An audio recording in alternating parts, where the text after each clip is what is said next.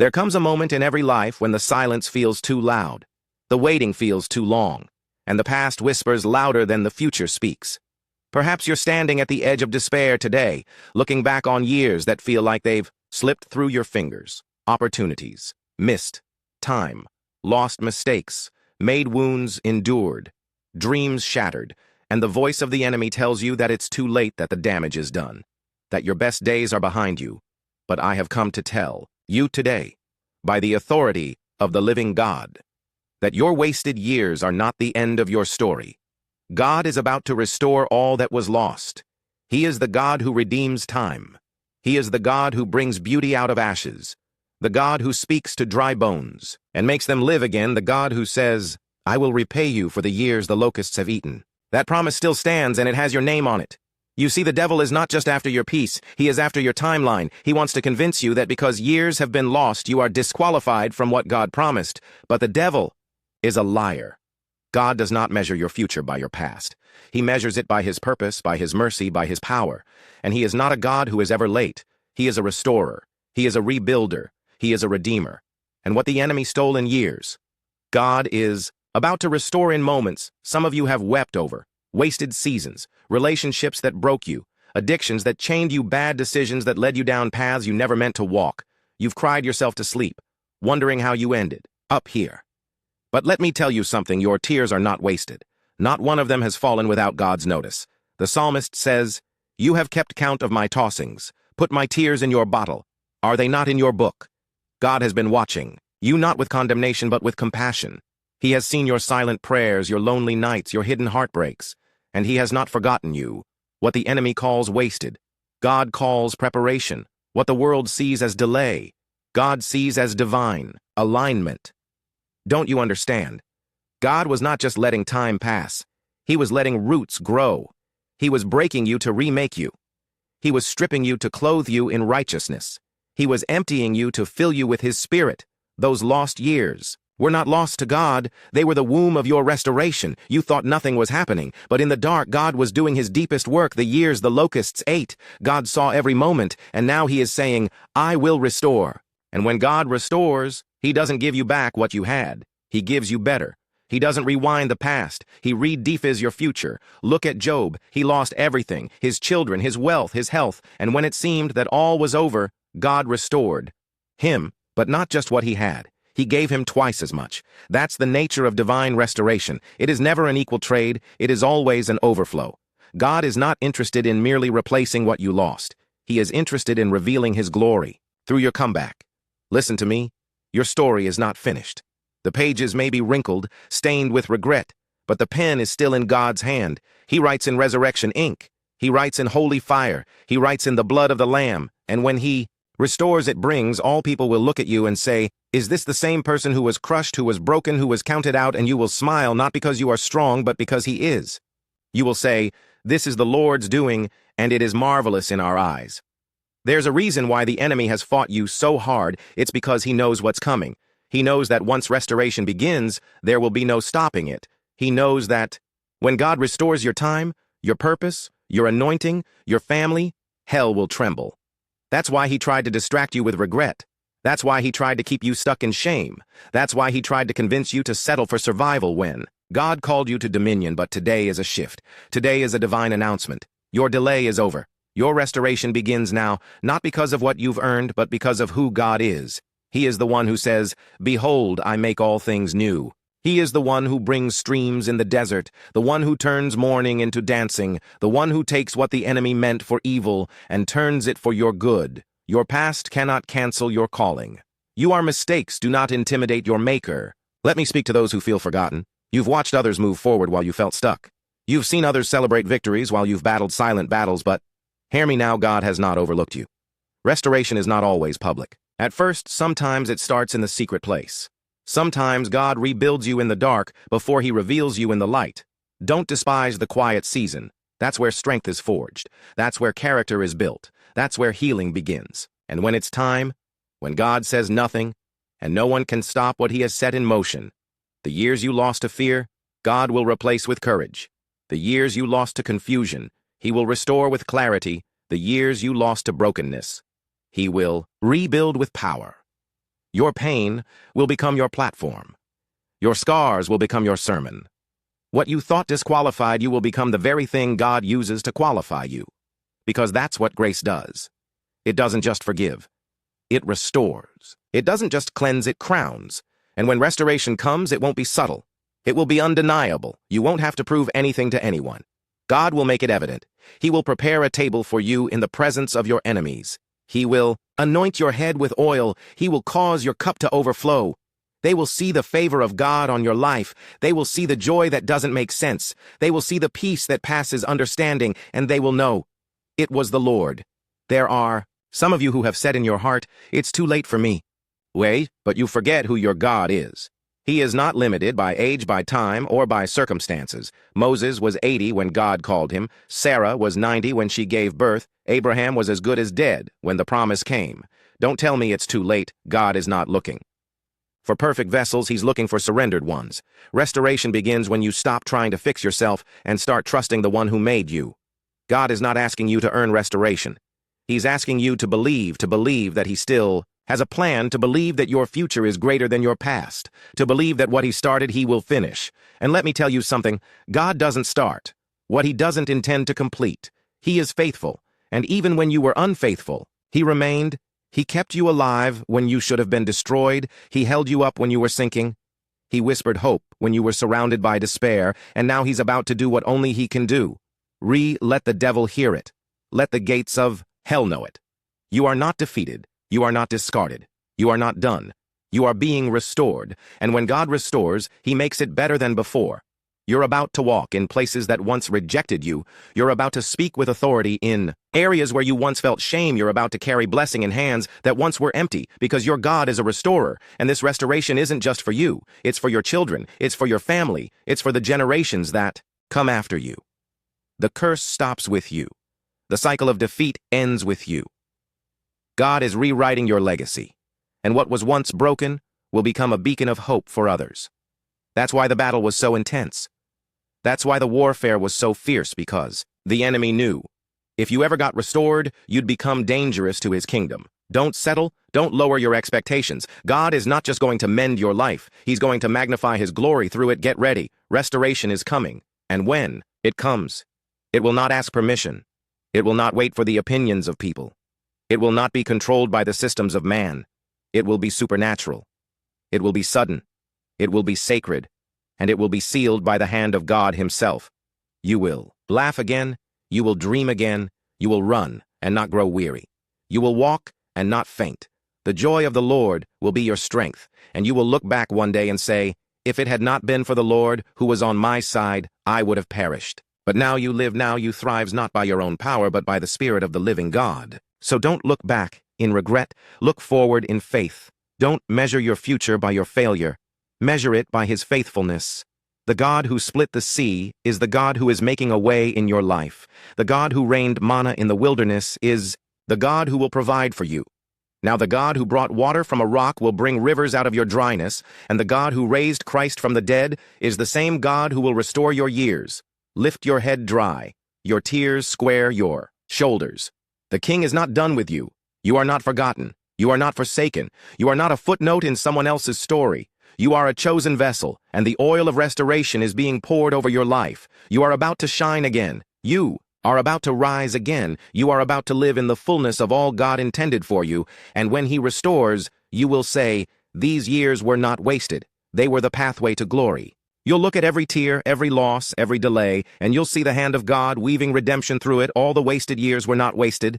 They were the soil of your testimony, and now the harvest is ready. Restoration is here, and let me tell you something else. Dear soul, God is not in a hurry, but he is never late. You may feel as though you've been sitting in the waiting room of life, hearing doors slam in your face while others walk through theirs. You may feel like you've stood in the background while your dreams, your calling, your identity have gathered dust. But hear this. Now delay does not mean denial. God's pauses are not God's punishment. Sometimes he holds you back, not because you are forgotten, but because you are favored. Because what he is preparing for you is bigger than what you could have handled in the years you thought were wasted. There is a restoration coming that will not only recover what was lost, it will reposition you. It will place you in rooms you didn't even know existed, conversations You never thought you'd be a part of influence. You never imagined carrying. This is not restoration to the same level. This is promotion to the level he always intended. The years you thought disqualified, you were simply the chisel in the hands of a master sculptor. Every scar was shaping your soul for what you were born to carry. You are not just being restored, you are being refined, realigned, and released when God restores. He doesn't just restore things, he restores time. That's a miracle. No man can perform time. Once gone, seems lost forever. But God is not bound by the clock. He made time. He rules over time. He can pack more purpose into the next 5 years of your life than was lived in the last 20. Don't you see, one moment in the presence of God can reverse decades of destruction. One word from heaven can restore what you thought was beyond resurrection. When the hand of the Lord moves, you won't need man's approval, you'll be carried by divine acceleration. That is what the prophet Joel meant when he declared, "I will restore the years the locusts have eaten."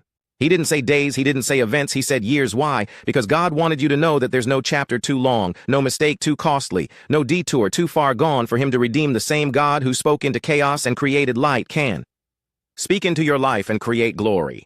He is not intimidated by the time you think you lost. He can do more in one act of obedience than you could do in a lifetime of striving. But listen to me. The restoration of God is not just about getting back what was lost. It's about becoming who you were meant to be before the loss ever happened. There are things he's about to do in your heart that go far deeper than external blessings. He's going to restore your identity. For too long you've worn labels. The enemy handed you failure, shameful, broken, used, forgotten. But God is removing every false label. He is writing a new name over you. Beloved, chosen, redeemed, victorious. You are not who they said you are. You are not the sum of your past. You are who he says you are, and his word is final. You may have failed, but you are not a failure. You may have fallen, but you are not finished. Grace is not weak. It's a consuming fire, and when it touches your life, it doesn't just clean the surface, it burns away every lie, every chain, every mark of the enemy. You walk out, not just healed, you walk out transformed. And once God has restored you, no one can reverse it. Let this sink in. God's restoration is holy. It's not merely emotional comfort. It is divine justice. The enemy has robbed you long enough. He has silenced you, mocked you, delayed you. But no more. There is a holy payback coming. God said in Isaiah, "Instead of your shame, you will receive a double portion." That means what was stolen must return. With interest, what was broken must be made whole with glory. What was stripped away must return clothed in righteousness. This is the justice of heaven. It restores with glory. Some of you have lost your voice in the process. You once spoke with boldness, but pain has made you quiet. But restoration will give you your voice back, and it will be stronger than before when you speak again. Demons will tremble when you declare again. Atmospheres will shift when you worship again. Chains will break, because now your voice is forged in the furnace of affliction. It carries the weight of victory. It carries the fire of heaven. And to the one who says, "But I caused my own loss," I say to you, even that is not too great for your God. He is not only the God of innocent victims, he is the God of guilty prodigals. When the prodigal son came home, the father didn't scold him, didn't shame him. He ran to him, clothed him, celebrated him. That's what your Father will do. He will restore even the years you squandered in rebellion, because his mercy outruns your mistakes. This restoration will not come through striving. It will come through surrender. You don't have to force it. You have to receive it. God is not looking for your performance. He's looking for your posture. Will you kneel? Will you yield? Will you trust him to write the ending? The cross has already paid the price. The resurrection has already proven his power now. He is waiting on your surrender so he can release his restoration. And when it comes, oh, when it comes, you will know it was God. It won't be coincidence. It won't be luck. It will have his fingerprints all over. Restoration from God doesn't just fill your hands. It fills your soul. It restores joy. It restores peace. It restores childlike wonder. You'll look in the mirror and see someone you almost forgot, a soul, alive, eyes lit with holy fire, heart steady, with trust, steps firm with purpose, and there's more. This restoration won't just change your life. It will overflow. People around you will be changed by the fire in your eyes. They'll see the oil on your life and know something divine has touched. Your restoration always becomes testimony. Testimony always becomes a weapon, and your story will become a sword that tears down strongholds and others, because the enemy didn't just lose your past. He lost your voice, your impact, your influence, your So rise, stand up in the strength of the Lord, dry the tears. Not because the pain wasn't real, but because the promise is greater. The storm was fierce, yes, but your God is fiercer. Still, the locust did devour much, but the Lord is a mighty redeemer. The wilderness was long, but the promised land is near. You are not returning to what was. You are rising into what is to come. And oh, how glorious that will be. Restoration that redeems time. Restoration that redeems purpose. Restoration that restores relationships, opens doors, heals the mind, frees the spirit. God is going to astonish you. Not because you deserve it, but because he delights in showing mercy. Because his name is faithful. Because his character is restoration. And because he loves you. You who once crawled will now run you. Who once hid in shame will now stand in boldness. You who once whispered prayers of survival will now roar declarations of destiny. Your mourning will turn to dancing, your wilderness will blossom, and your story, your life, your voice, your legacy will become living proof that God restores all the years the locusts have eaten. Now I must speak this plainly. The restoration that God is bringing is not merely to comfort you, it is to commission you. Yes, there is healing in his hands, but there is also holy assignment. You see, when God restores you, he does not return you to the sidelines. He sends you into the battlefield, anointed, armored, and appointed. Because the pain you endured was not pointless. It was preparation. The fire you walked through was not just atrial, it was a consecration.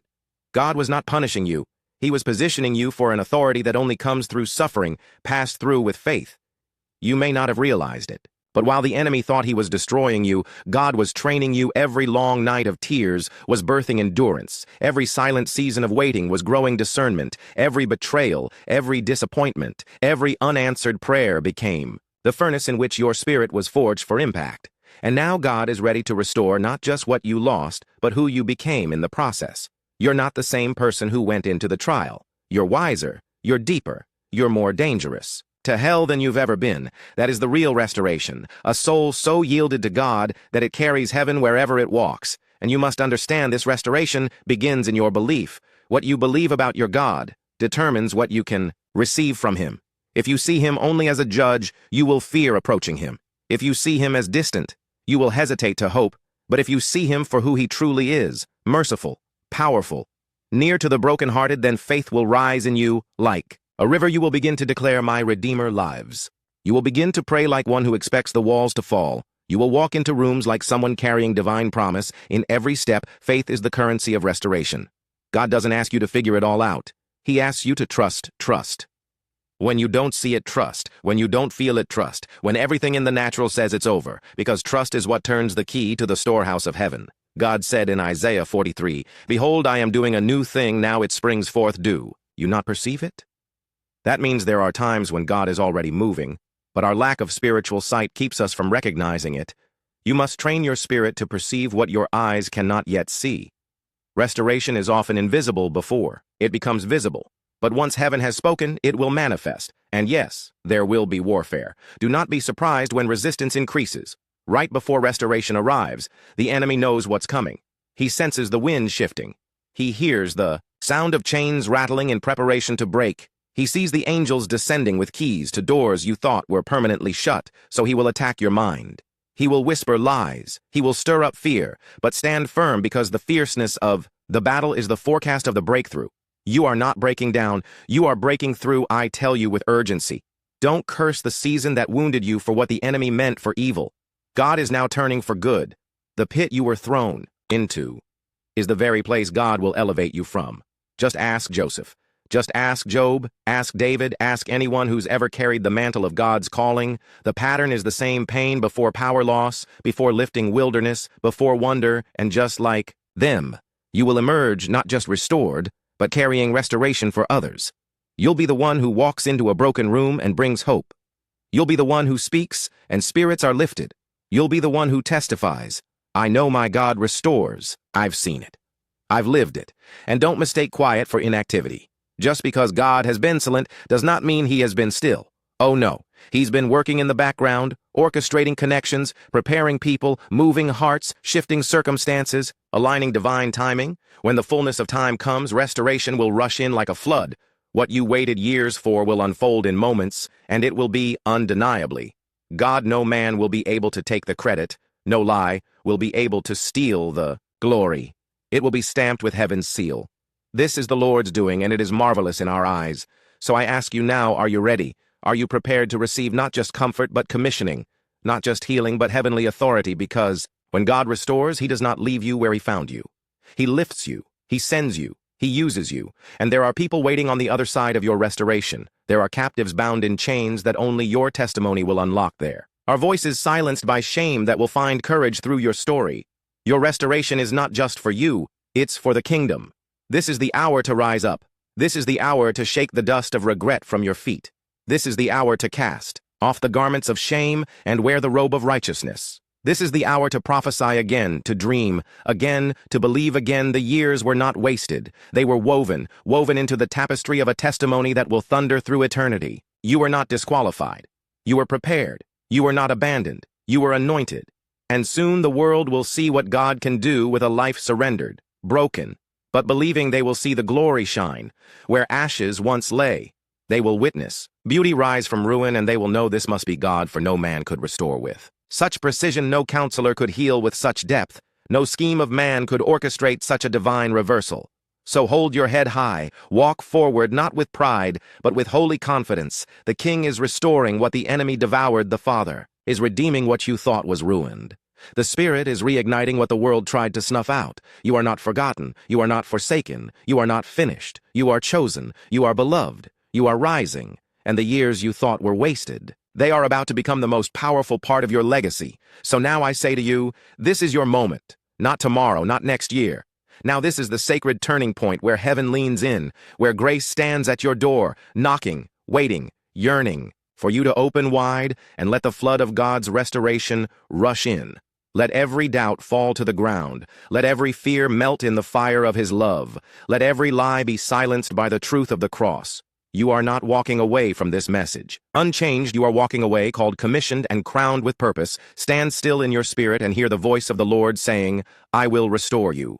Let that echo through every valley of regret, every corner of your broken past, every silent space where you thought God had gone quiet. His voice is still speaking. His hand is still reaching. And his heart has never left you, not for a single breath. You were seen in the storm. You were loved through the fire, and now you are being raised in glory. But don't keep this moment to yourself. Don't walk away from this revelation without response. Lift your hands, fall to your knees, rend your heart before the Lord and say, God, take all of me. Restore, not just my ears. Restore my faith. Restore my fire. Restore my fellowship with you. Let the Spirit of God awaken everything that has slept too long. Let the chains of spiritual complacency be shattered. Let every idol be torn down. Because restoration without intimacy is incomplete. And what God wants most is not just to repair your life. He wants to walk with you in the garden again. He wants your heart. So I dare you now. I challenge you in the power and name of Jesus Christ. Return to your first love, return. Not with conditions, not with rehearsed excuses, but with open hands and a surrendered soul. Cry out like David, create in me a clean heart. O God, and renew a right spirit within me. Let repentance wash you. Let grace remake you. Let the fire of his Spirit consume everything that is not eternal. Because what's coming is not religion, it's resurrection. What's coming is not routine, it's revival. But it must begin in you. And as you go, carry this truth like a sword in your spirit. No matter how much has been lost, no matter how long the silence, no matter how deep the wound, God restores. He restores completely. He restores beautifully. He restores purposefully. And he will not stop until your life radiates the glory of what only his hands could do. So rise, child of God, wipe your tears, strengthen your spine, lift your voice. The wasted years are over. The time of restoration is here now. Go and live like you believe it. Go and walk as one redeemed. Go and let the world see what a life rebuilt by the hands of the Almighty looks like. For you, beloved, are the living proof that our God still restores.